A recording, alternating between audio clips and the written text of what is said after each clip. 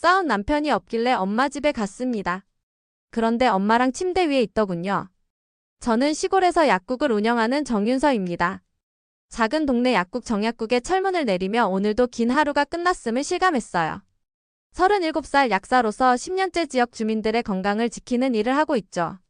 일은 바쁘지만 단조로운 일상이 싫지 않았습니다. 가족과 함께하는 평화로운 시간이 제겐 가장 소중했거든요. 하지만 요즘 집에 돌아가는 발걸음이 무거워집니다. 남편 태호는 갈수록 툭툭대고 말도 안 통하고 혼자 외롭다는 말만 반복하니까요. 11살 차이가 처음엔 든든함으로 다가왔는데 시간이 지날수록 이질감으로 변해가는 것 같았어요. 윤서야, 내가 또 혼자 밥 먹었다. 현관문을 열자마자 들려오는 태호의 목소리에 어깨가 무거워졌습니다. 미안해요. 오늘 처방전이 많아서. 변명처럼 들리는 내 목소리가 공허하게 느껴졌어요. 5살 딸 하은이는 이미 잠들어 있었습니다. 머리카락을 쓰다듬으며 미안함이 밀려왔어요. 요즘 하은이와 함께하는 시간도 줄었으니까요. 세면대에 서서 거울을 바라보니 지친 얼굴이 비춰졌습니다. 가족이니까 버텨야지라는 말을 스스로에게 반복했어요. 태호와의 대화는 점점 짧아지고 있었죠. TV를 보며 나란히 앉아 있어도 말이 없었습니다. 침대에 누워서도 등을 맞댄 채 서로에게 말을 걸지 않았어요. 외로워서 미칠 것 같다는 태호의 말이 가끔 떠올랐지만 그저 중년의 위기라고 생각했습니다. 주말 엄마 정혜가 집에 놀러 왔어요. 미용실을 20년 넘게 운영하며 맡은 딸 저를 늘 자랑스러워했던 엄마였죠. 하지만 최근엔 묘하게 어색한 분위기가 감돌았습니다. 태호가 엄마에게 평소보다 친절하게 대하는 모습이 눈에 띄었어요. 커피를 타주고 농담을 건네고 심지어 팔짱을 끼기도 했죠. 윤서야, 남편이랑 대화는 좀 하니? 설거지를 도와주며 엄마가 물었습니다. 바빠서요. 약국 일도 많고. 엄마는 한숨을 내쉬었어요. 그래서 남자들이 바람을 피우는 거야. 관심을 안 주니까. 그날 이후 남편은 점점 제게 말도 안 하고 대신 우리 엄마와 자주 연락하기 시작했어요. 처음엔 든든하다고 생각했어요. 시어머니도 안 계시는데 친정엄마가 사위를 챙겨준다니 다행이라고요. 하지만 어느 순간부터 그게 불안하게 느껴졌습니다. 태호의 휴대전화에 울리는 알림은 그리고 화면에 비치는 엄마라는 이름. 그것이 제 엄마라는 사실이 이상하게 거슬렸어요. 약국에서 처방전을 확인하며 머릿속은 온통 다른 생각뿐이었습니다. 엄마와 태호의 연락이 잦아진 지 이제 한 달째. 어제는 태호가 퇴근 후 잠깐 들러야 할 곳이 있다며 나갔다가 2시간 만에 돌아왔어요. 향수 냄새가 났습니다. 태호는 평소에 향수를 뿌리지 않았거든요. 어디 갔다 왔어요? 물었지만 대답은 두루뭉술했죠. 그냥 거래처 만나느라. 그의 눈은 제 눈을 피했습니다. 다음 날 우연히 태호의 휴대전화를 보게 되었어요. 비밀번호가 바뀌어 있었죠. 언제 비밀번호 바꿨어요? 태호는 잠시 당황하는 기색을 보이더니 금세 태연한 얼굴로 대답했습니다. 보안 때문에 회사에서 강요해서. 그날 저녁 저와 태호는 사소한 일로 큰 싸움을 했어요. 당신은 나를 전혀 이해하지 못해. 너무 메말랐어, 감정이. 태호의 분노 섞인 목소리가 집안에 울려 퍼졌습니다. 하은이가 울음을 터뜨렸어요. 제가 달래는 사이 태호는 문을 쾅 닫고 나가버렸죠. 밤이 깊어도 태호는 돌아오지 않았습니다. 처음 있는 일이었어요. 평소엔 절대 그런 사람이 아니었거든요. 불안한 마음에 태호의 위치를 확인하려 휴대전화 위치 추적 앱을 켰어요. 깜짝 놀랐습니다. 엄마 집 근처에 있더군요. 설마. 머릿속에 떠오른 생각을 애써 지워보려 했지만 마음 한구석이 불안하게 조여왔어요. 아이는 이미 잠들어 있었고 저는 옆집 아주머니에게 부탁해 잠시 봐달라고 한 뒤 급히 엄마 집으로 향했습니다. 비가 내리기 시작했어요. 차 앞유리에 빗방울이 떨어지는 소리와 함께 제 심장도 불규칙하게 뛰었습니다. 그냥 오해겠지, 단순히 이야기를 나누고 있을 거야. 스스로를 달래보았지만 이미 마음속 깊은 곳에서는 불길한 예감이 일고 있었어요. 엄마의 집 앞에 도착했을 때 태호의 차가 주차되어 있는 것을 발견했습니다. 창문에는 불빛이 새어 나왔어요. 떨리는 마음으로 현관에 다가갔습니다. 문은 잠기지 않았어요. 조용히 문을 열고 들어가자 거실에 와인잔 2개가 놓여 있었죠. 그리고 안방에서 들리는 낮은 웃음소리. 발소리를 죽이며 안방 쪽으로 걸어갔습니다. 문은 살짝 열려 있었어요. 문틈 너머 제가 본 건 남편과 우리 엄마가 서로 입을 맞추고 있는 장면이었습니다. 태호의 손은 엄마의 허리를 감싸고 있었고 엄마는 태호의 머리카락을 쓰다듬고 있었어요. 눈앞이 캄캄해졌습니다. 마치 천장이 내려앉는 것 같은 압박감이 가슴을 짓눌렀어요. 머릿속에서 쿵하는 소리가 들리는 것 같았습니다. 숨을 쉴 수가 없었어요. 그 자리에 얼마나 서 있었는지 기억나지 않지만 문득 정신을 차리고 보니 저는 이미 집으로 돌아오는 차 안에 있었습니다. 비는 더욱 거세게 내리고 있었어요. 빗물에 젖은 창문 너머로 보이는 세상이 일그러져 보였습니다. 모든 것이 변했어요. 30년 넘게 의지해온 엄마 그리고 10년을 함께한 남편. 두 사람이 저를 배신했다는 사실이 현실로 다가왔죠. 집에 도착해서 하은이를 확인했습니다.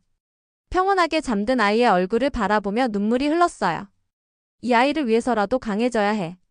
스스로에게 다짐했지만 몸은 자꾸 떨려왔습니다. 그날 이후 저는 남편과 엄마를 동시에 외면했어요. 태호가 새벽에 들어왔을 때도 아무 말하지 않았고 엄마의 전화도 받지 않았습니다. 약국일에만 몰두하려 했지만 손에 쥔 약 봉투가 자꾸 떨어졌어요. 며칠이 지나도 먹지 못하고 잠들지 못했습니다. 윤서야 좀 봐야겠어. 닷새째 되는 날 엄마가 약국으로 찾아왔어요. 환자들이 있어 쫓아낼 수도 없었습니다. 점심시간 철문을 내리고 마주 앉았어요. 엄마의 얼굴엔 걱정보다는 불편함이 더 컸습니다. 왜 이렇게 연락도 안 받고 그래? 무슨 일 있어? 마치 아무 일도 없었다는 듯한 엄마의 태도에 분노가 치밀었어요. 엄마가 더 잘 알지 않아. 떨리는 목소리로 말했습니다.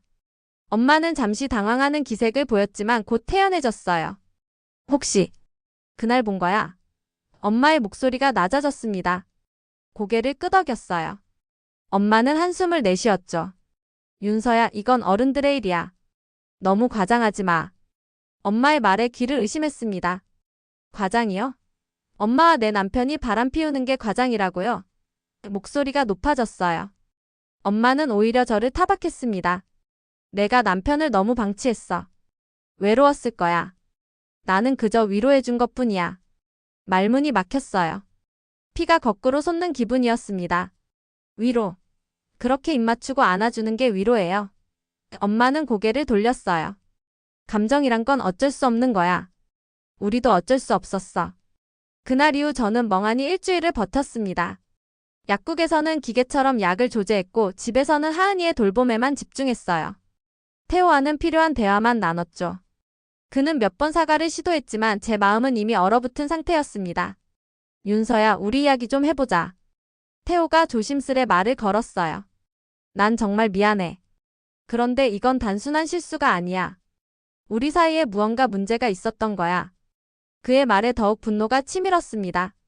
자신의 잘못을 정당화하려는 듯 했거든요.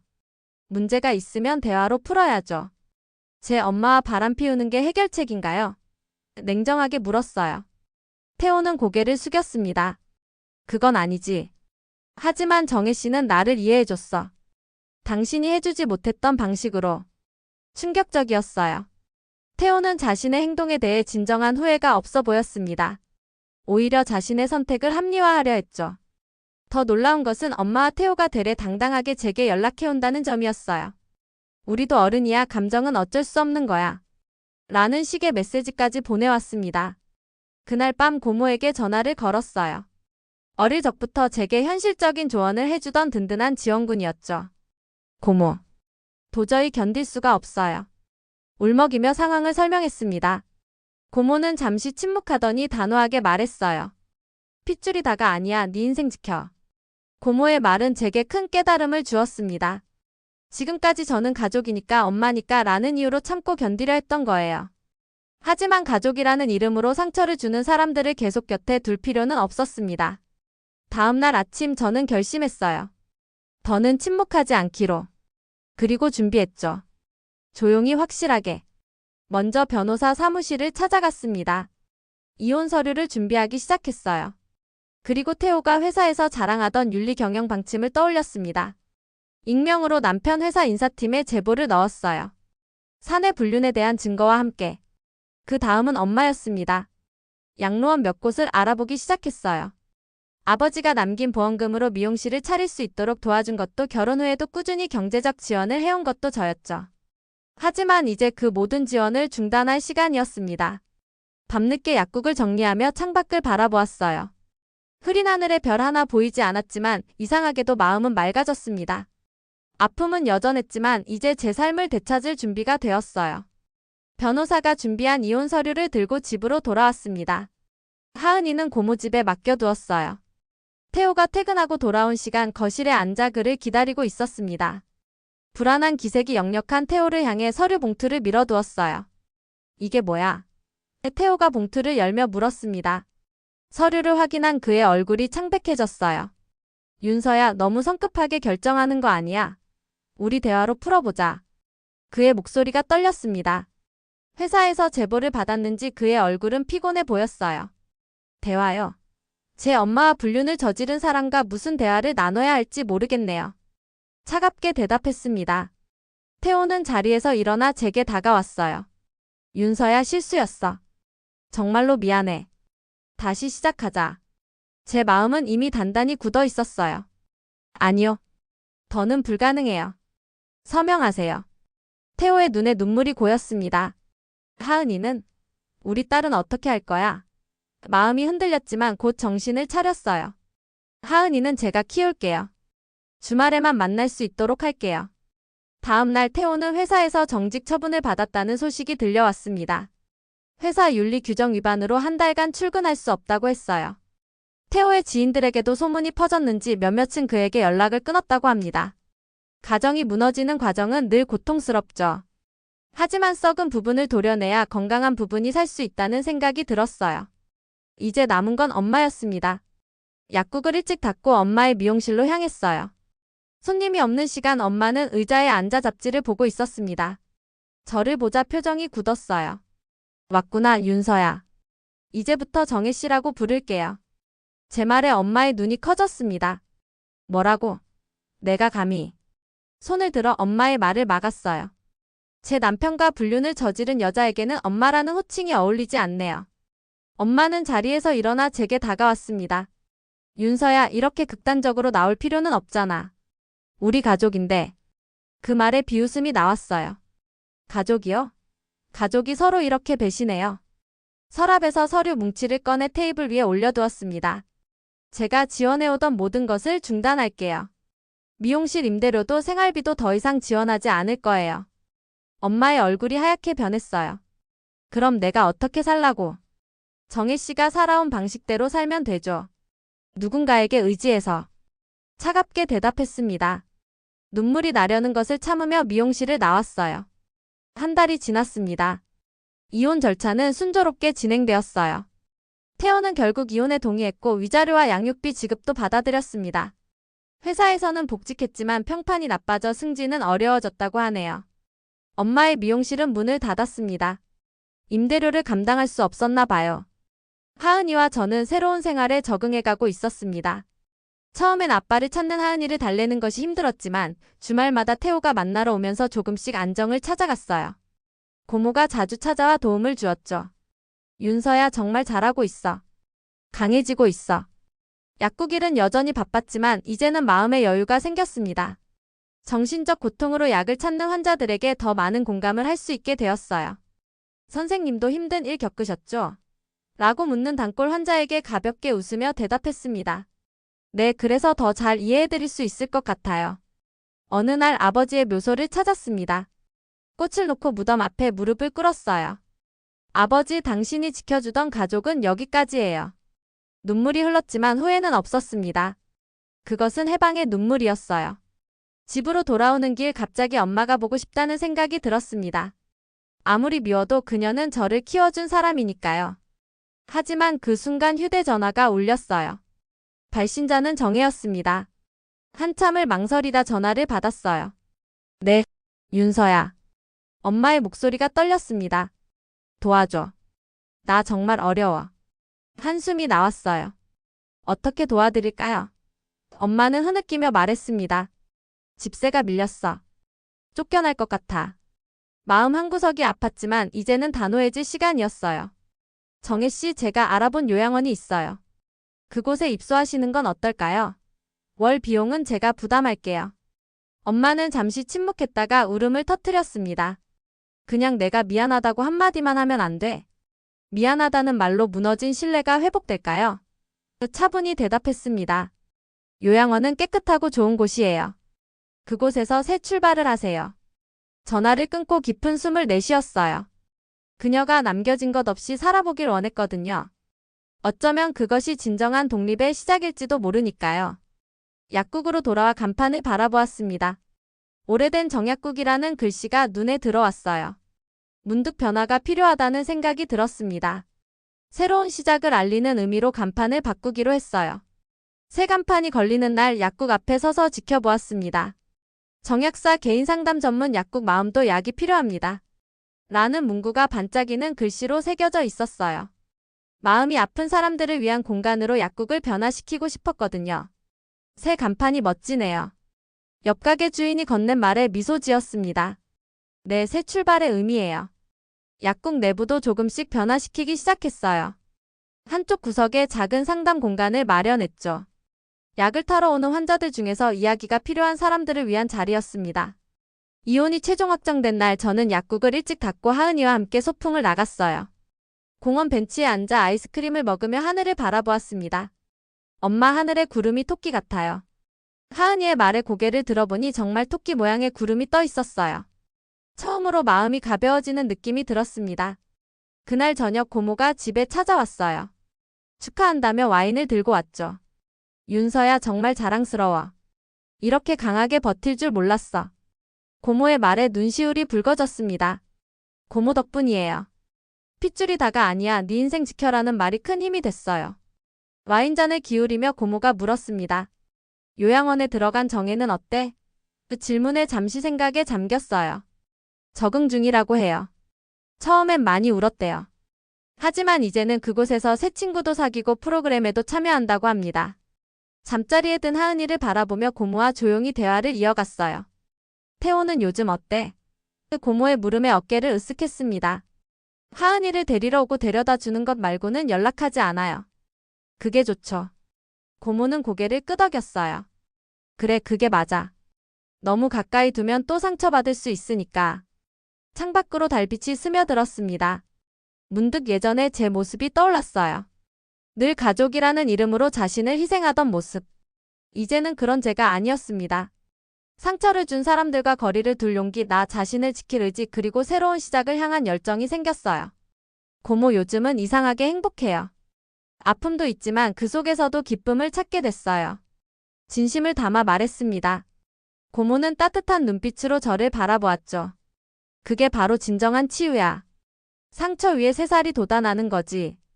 약국에서 만나는 환자들에게도 달라진 제 모습이 전해지는 것 같았어요.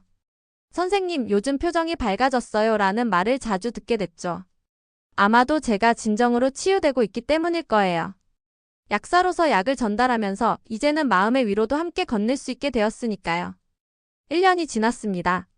계절이 4번 바뀌고 하은이는 1살 더 자랐어요. 약국은 지역 주민들에게 단순한 약국이 아닌 마음의 쉼터로 자리 잡았습니다. 매주 한 번 저는 지역 복지관에서 노인들을 위한 약물 상담 봉사도 시작했어요. 상처가 치유되면서 더 많은 것을 나눌 수 있게 된 것 같았습니다. 어느 후 복지관 봉사를 마치고 나오는데 낯익은 얼굴이 보였어요. 정혜였습니다. 요양원 생활이 그녀를 변화시켰는지 예전보다 소박한 모습이었죠. 잠시 망설이다 다가갔어요. 안녕하세요. 정혜는 놀란 표정으로 저를 바라보았습니다. 윤서야. 서로 어색한 침묵이 흘렀어요. 여기서 봉사하나 봐. 정혜가 먼저 입을 열었습니다. 고개를 끄덕였어요. 네, 매주 한 번씩 와요. 벤치에 나란히 앉았습니다. 이제는 예전처럼 가슴이 조여오지 않았어요. 요양원 생활은 어때요? 물었습니다.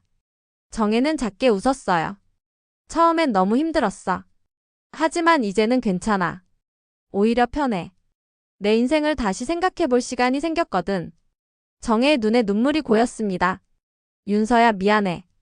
진심이 느껴지는 목소리였어요. 하지만 저는 담담하게 대답했습니다. 이제 와서 미안하다는 말이 무슨 의미가 있을까요? 다만 앞으로의 삶에서는 조금 더 현명한 선택을 하셨으면 좋겠어요. 헤어지기 전 정혜가 조심스럽게 물었어요. 하은이는 잘 크고 있니? 미소를 지으며 대답했습니다. 네, 아주 건강하게 자라고 있어요. 언젠가 정말 마음의 준비가 되면 만날 수 있게 해드릴게요. 그것이 제가 줄 수 있는 최대한의 양보였어요.